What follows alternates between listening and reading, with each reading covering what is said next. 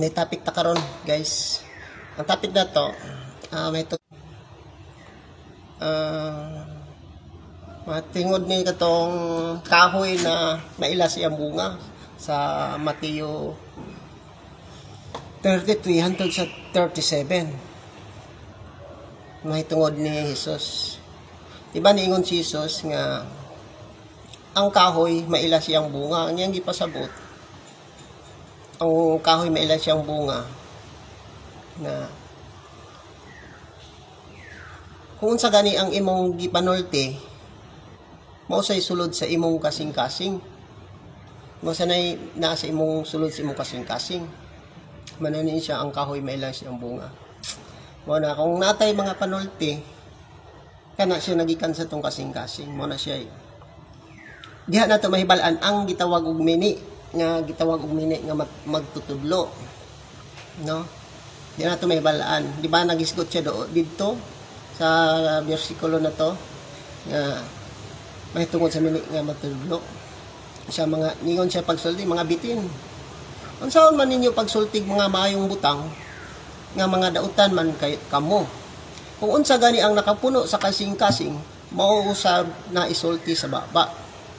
No, mao sa isulti sa baba. Manang kadalasan madunggan nato sa mga tao o sa daghang mga tao nga magsulti og dautan sa isa ka tawo na mao sa ikainit sa isa ka tawo. Kay ngano, nigawas yung baba. Kay kanang mugawas imong baba god, espiritu na nadungog nimo siya pero di mo nakita pero nadungog nimo. Mo na siya espiritu. No? At saka kanang gitawag og kamotuoran, mo na ang imong gibasa. No, mo na imong gibasa nga biblical Bible. Mo na siya kamotuoran kanang Bible. Mo nang si Juan nagbunyag si Juan pinaagi sa tubig. No, bitaw nang bunyagan ang tao pinaagi sa tubig. Nga si Juan ako ningon si Juan nga ako magbunyag lang ko sa tubig. Pero nay usa nga magbunyag pinaagi sa espiritu. Mo na si Jesus. No? Nya karon panahon na gud nagbunyag mga pastor, mga pare, nagbunyag lang sila sa tubig. Nya karon kung magpabunyag ka sa tubig, tapos hindi ka magtuon sa kasulatan, sa kamatuoran, hindi ka magtuon, dili ka mabunyagan sa espiritu. No, sige lang kag paminaw, tapos naminaw ka sa wali sa pastor, pare, no, mga kuan na nasudlan ang imong kasing-kasing sa mensahe sa Dios. Pero dili siya pareho sa ilaha sa mga pastor o mga pare nga nahimo kang pareha nila. Kay mo ingon lang man nga kuan man ko tao lamang ko, kasasala man ko. Nga sila mga pastor naman na siya. Pero kamo pwede rin mo magtuon sa Biblia para makuha sa ninyo ang gingon sa Ginoo na bunyagan mo pinagi sa espiritu. Yung mga pastor at sa mga pare, bisag unsa nga pare diyan, ang mga pastor. Isa nagkalain-lain pa na siya nga mga religion, mga pundok. Usara ang purpose ana. No? Isa lang, wala na lain nga kuan kay duha man ang kuan nato kay ang katuyuan ana. Ang katuyuan nga klaro ana, bag-uhon ang imong kaugalingon. No? Ipalikay ka sa mga dautan. Ora na siya purpose ana mo nang si Jesus nigsulti na ang mga mayong tao magsultig mayo, pero ang taong dautan magsultig dautan. Kay kung unsa gani ang nakapuno sa imong kasing-kasing, mao say musulti sa baba, mo say mugawas sa baba. Kasi ang babago na to, napaka dautan. Bisag unsa ray mugawas diani, nya mo say ni makapasunog sa usa ka tawo. Makapadaot, di ba? Mo ning baba, mo nang gikural ni siya ngipon kay etong kuan. Kay na dila diri si lalom nga. Pag di na nimo mapugnan, mugawas ang tinuod nga kinaiya o batasan nimo nga naa sa imong kasing-kasing. No? Mugawas na siya kung di na nimo mapugnan tungod sa imong kalagot, no? Wala siyang ningon ang Ginoo. Oy mga bitin, saan man ninyo pagsultig maayo? nga mga dautan man kamo. Kay unsa gani ang nakapuno sa inyong kasing-kasing? Mo say gawas sa inyong baba, mo nang ningon siya katong walay magdagkot og suga, no? Walay magdagkot og suga, tubig lang muna tong yan, no? Wala magdagkot og suga para isuod dito sa kwarto or isuod nimo dito sa kabinet. Imo jud ang ipagawas para mahayagan ang katawhan, mahayag ang tibok kwarto nimo. Dili pwede magdagkot ka suga isuod nimo sa kwarto. Nguna na yang gipasabot.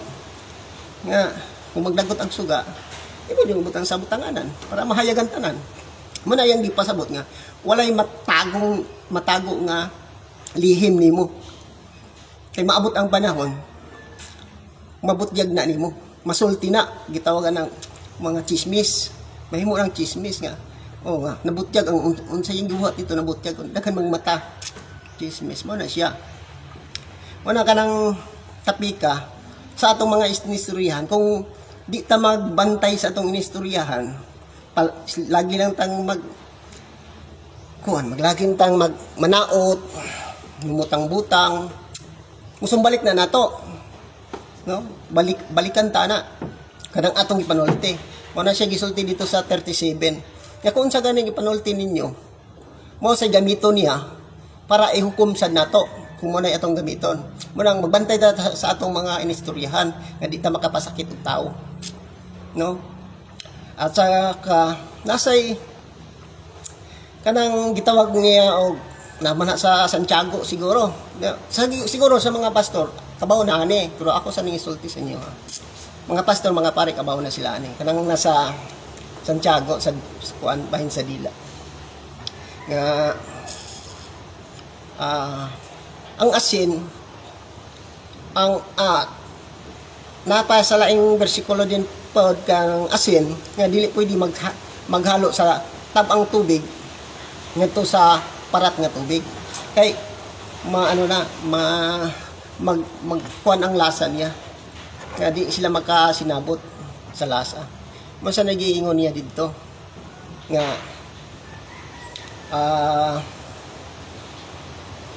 ang dila pinakadautan. Oh, pinakadautan. Una, kinalang masabtan nimo ang gisulti sa Biblia, imo nang hutod basa kanang nasa bersikulo, bersikulo na akong gibutang sa ibabaw. Tuninag maayo, basahan na siya. Kanang sakto kanang kuan ba, kanang Bisaya lang or Tagalog, ikaw lang magbasa dito. Nya para masabtan nimo tong anong giingon niya nga ang kahoy ba ila siyang bunga. Kaya ang tinuod nga kahoy nga ila siyang bunga. Ang tao na gipasabot niya na kung unsay mong kinaiya o batasan. Kaya sa tinuod lang ang tao gihatagan ta niya mayong balita kay tungod gusto niya nga usbon niya ang tao, iyang bag-uhon ang tao, no? Sa manang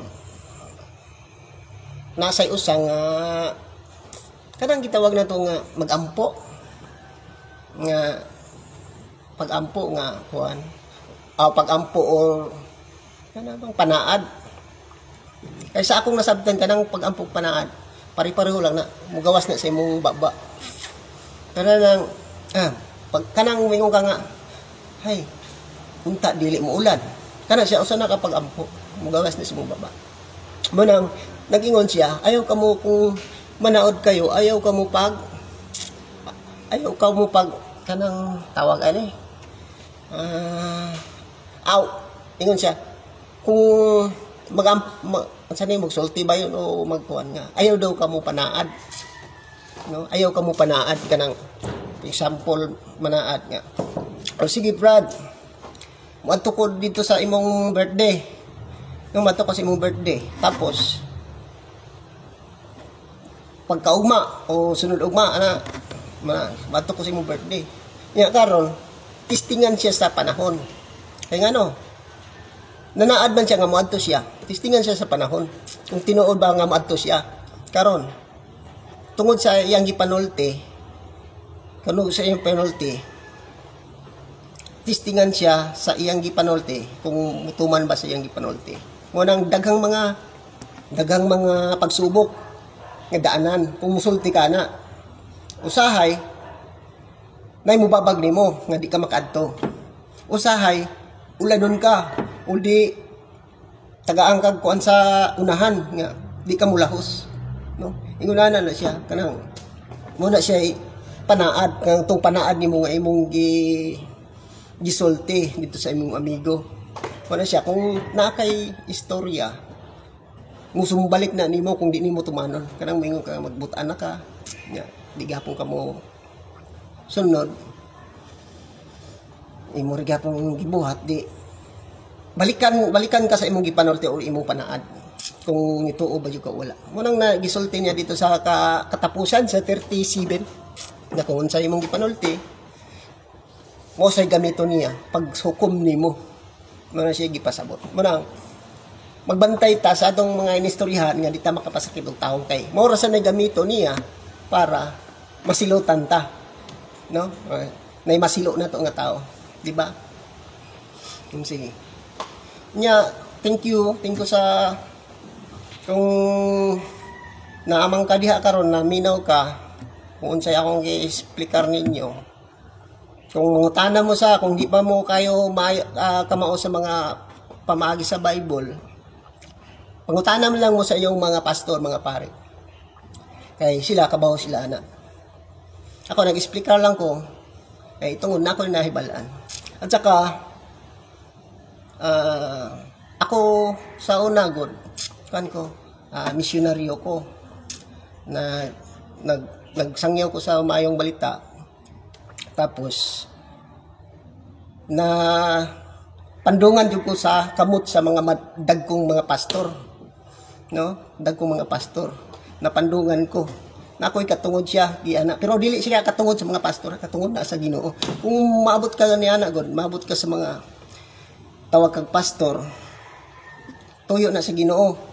Wag ninyo ipaubos, dili pwede ka moingon nga ay kon lang man na siya.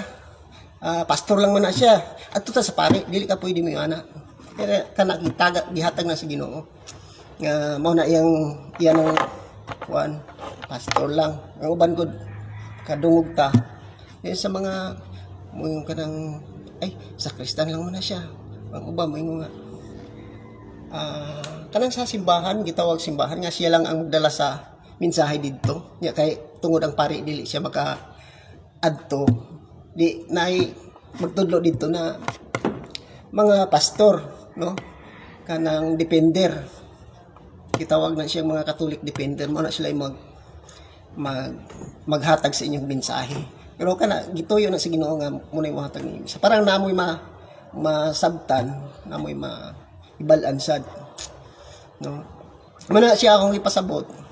Tiban ninyo, ang pagbunyag pagbunyag sa espiritu lahi sad, ang nagpagbunyag sa tubig lahi sad. Ang magbunyag sa tubig mauna ang mga pastor, mga pare. Mauna sila magbunyag. Kay dunay nagpabunyag nga. Mora gihapon, no? Mora gihapon.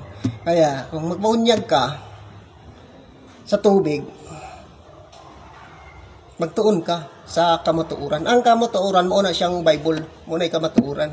Karon pag makakat-on ka na ang kamatuoran, pwede ka nang manulti. Musod nimo tong espiritu. Ang Espiritu Santo nimo. Ya, karon mausob ang imong inistudyan, mausob ang imong batasan. Tungod pagbasa nimo sa kamatuoran. Kay kanang kamatuoran mo na ang Biblia. O nya, mugawas ana ang espiritu. Ang Espiritu Santo diha ka na mausab.